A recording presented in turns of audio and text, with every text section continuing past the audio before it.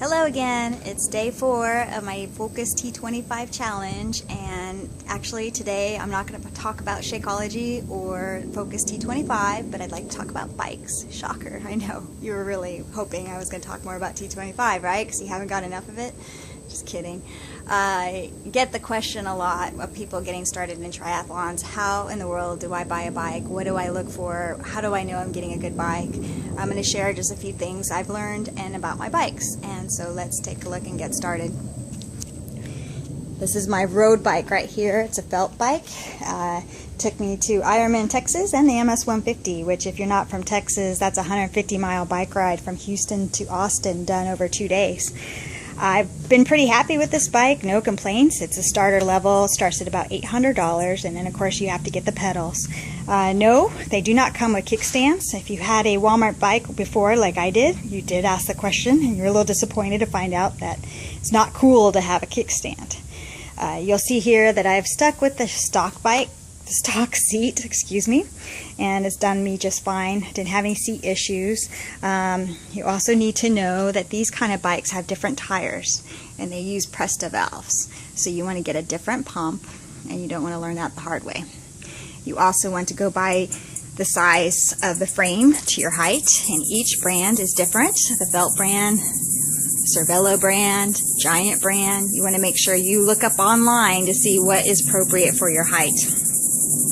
I did get the brakes in the center here because I was a little scared. I was a little chicken biker, but the disadvantage of having these is you can't add aero bars later if you like, or a hydration system, which is kind of a disadvantage at times.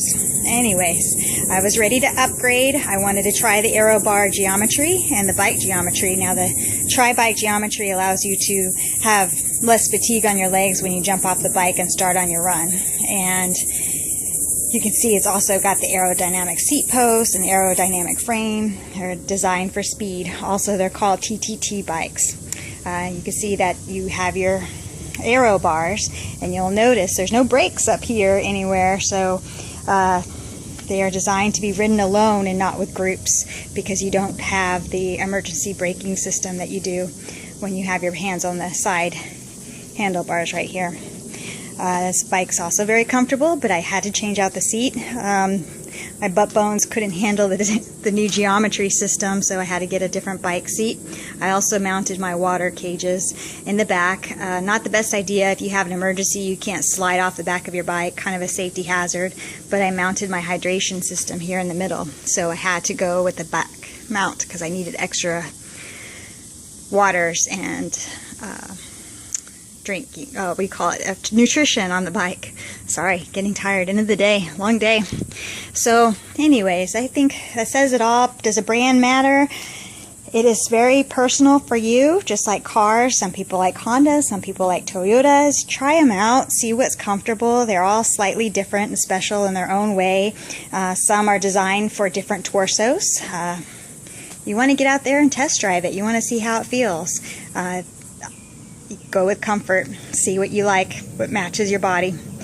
I believe I covered anything I can think of right now. Let me know if you have any more questions. And until then, talk to you tomorrow. Have a good night.